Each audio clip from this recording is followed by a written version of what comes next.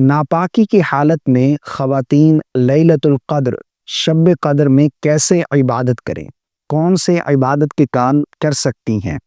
آج لیلۃ القدر شب قدر کی رات ہے، جو کہ بہت ہی فضیلت والی، بہت ہی بابرکت رات ہے۔ یہ وہ رات ہے جو 1000 مہینوں سے افضل ہے، یعنی اس رات میں عبادت کرنا 1000 مہینے عبادت کرنے سے بھی افضل ہے۔ تو اس رات میں جو خواتین جن کے ناپاکی کے ایام چل رہے ہیں، یعنی جن کے پیریڈز حیض و نفاس کے ایام چل رہے ہیں، وہ اس رات میں کیسے عبادت کریں؟ کون کون سے عبادت کے کام کر سکتی ہیں؟ کس طرح سے اس رات میں عبادت کر کے اس رات کو وہ حاصل کر سکتی ہیں؟ اس رات کا اجر و ثواب، اس رات کی جو فضیلت ہے وہ حاصل کر سکتی ہیں، کیونکہ بہت ساری خواتین ایسی ہیں جن کے ناپاکی کے ایام چل رہے ہوتے ہیں، وہ اس رات میں کوئی بھی عبادت کا کام نہیں کرتی۔ وہ اپنے آپ کو اتنا نجس، اتنا ناپاک سمجھ لیتی ہیں کہ وہ یہ سمجھتی ہیں کہ اب ہم کچھ بھی نہیں کر سکتی، یعنی وہ یہ رات پوری غفلت میں ہی گزار دیتی ہیں، جو کہ بالکل غلط ہے۔ غفلت میں آپ یہ رات بالکل نہ گزاریں۔ بہت سارے ایسی عبادات ہیں جو آپ ناپاکی کے ایام میں بھی کر سکتی ہیں۔ ناپاکی کے ایام میں یہ عبادت کے کام کر کے آپ اس رات کو گزار سکتی ہیں اور اس رات کی فضیلت حاصل کر سکتی ہیں۔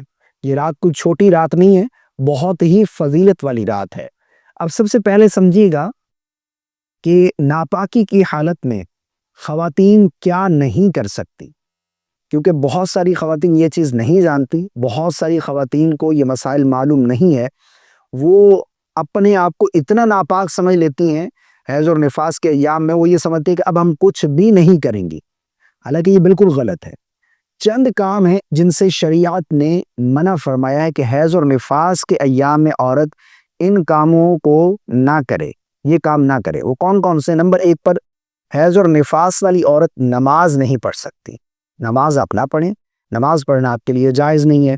اسی طرح حیض اور نفاس والی عورت روزہ نہیں رکھ سکتی، روزہ رکھنا بھی جائز نہیں ہے ناپاکی کے ایام میں، ان روزوں کی قضا آپ کے اوپر لازم آئے گی۔ اسی طرح قرآن مجید کی تلاوت نہیں کر سکتی، چاہے وہ زبانی ہو، دیکھ کر ہو، قرآن مجید کو چھونا یہ آپ کے لیے جائز نہیں ہے۔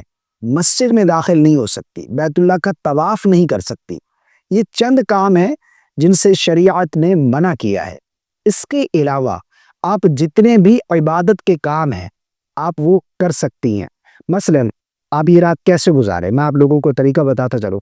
آپ اچھے طریقے سے باوضو ہو جائیں، غسل کرنے باوضو ہو جائیں، اچھا لباس پہن لیں، اور اس کے بعد جائے نماز بچھا کر، مصلی بچھا کر آپ بیٹھ جائیں، اور اس پر آپ درود پاک پڑھتی رہیں، توبہ استغفار کریں، تسبیحات پڑھے، سبحان اللہ، الحمدللہ، اللہ اکبر، لا الہ الا اللہ، سبحان اللہ و بحمدہ، سبحان اللہ العظیم، مسنون دعائیں جتنی بھی ہیں، یا پھر یہ دعا جو لیلۃ القدر کی خاص دعا ہے، اللہم انک عفو تحب العفو فاعف عنی، یہ دعا پڑھیں، اپنے لیے دعائیں کریں، اپنے گناہوں کی بخشش مانگیں، اللہ کے سامنے رو کر گڑ گڑا کر اپنے گناہوں کی بخشش مانگیں، اپنے مسائل اللہ کے سامنے رکھیں۔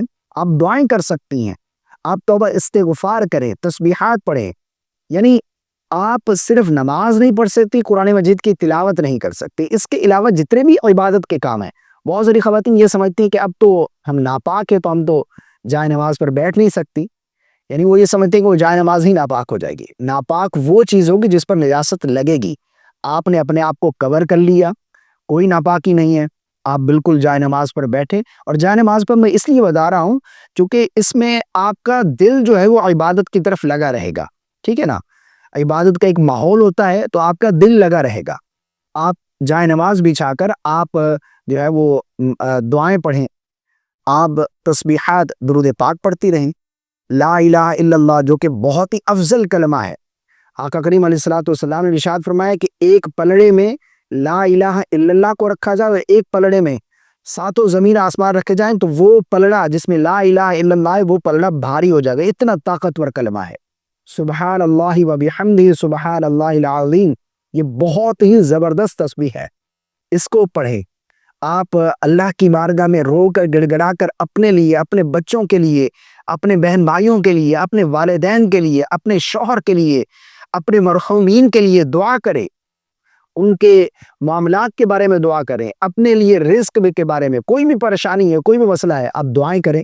اس رات میں آپ اس طرح سے یہ رات گزار کر اس رات کی فضیلت حاصل کر سکتی ہیں، اس رات کا اجر و ثواب پا سکتی ہیں، ٹھیک ہے نا۔ نماز پڑھنا جائز نہیں ہے، نماز نہیں پڑھیں گی، نہ ہی قرآن مجید کی تلاوت کریں گی۔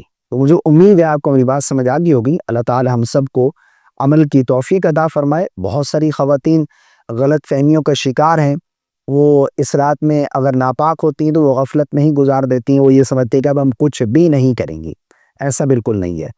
السلام علیکم ورحمۃ اللہ۔ اگر آپ اس رمضان میں کسی کو گفٹ دینا چاہتے ہیں، خاص طور پر اپنے والدین کو اگر کوئی تحفہ دینا چاہتے ہیں، تو پیش خدمت ہے ایک خاص ڈیجیٹل تسبیح۔ جس طرح یہ لک وائز بہت ہی زیادہ خوبصورت ہے، اس کے فیچر بھی بہت ہی زیادہ کمال کے ہیں۔ جس طرح کہ اس میں ایک فیچر لائٹ کا ہے، اس میں لاک سسٹم ہے، یعنی اگر آپ تسبیح پڑھ رہے تھے، آپ اتار کر رکھنا چاہتے ہیں تو آپ لاک کر کے اس کو رکھ دیں گے۔ اب اسے کوئی بھی چھیڑتا رہے، بٹن پریس کرتا رہے، آپ کی کاؤنٹنگ غلط نہیں ہو۔ اسی طرح اس میں ایک بیپ کا فنکشن ہے، یعنی آپ اس پر نمبر سیٹ کرتے ہیں، یہ مثال کے طور پر آپ 33 کا نمبر سیٹ کرتے ہیں، تو جیسے ہی آپ 33 بار وہ تسبیح پڑھ لیں گے، وہ وظیفہ پڑھ لیں گے، تو یہ بیپ کے ذریعے آپ کو الرٹ کرے گی۔ اسی طرح اس میں 1 ملین تک آپ کاؤنٹنگ کر سکیں، اور اس میں 8 الگ الگ چینل ہیں، رمضان گفٹ کے لیے پرفیکٹ۔ اگر آپ اسے بائی کرنا چاہتے ہیں تو یہاں پر اسکرین پر آئی بٹن نظر آ رہا ہے، یہاں پر کلک کر کے اس پروڈکٹ کو بائی کر سکتے ہیں، یا پھر ہماری ویب سائٹ بھی وزٹ کر سکتے ہیں۔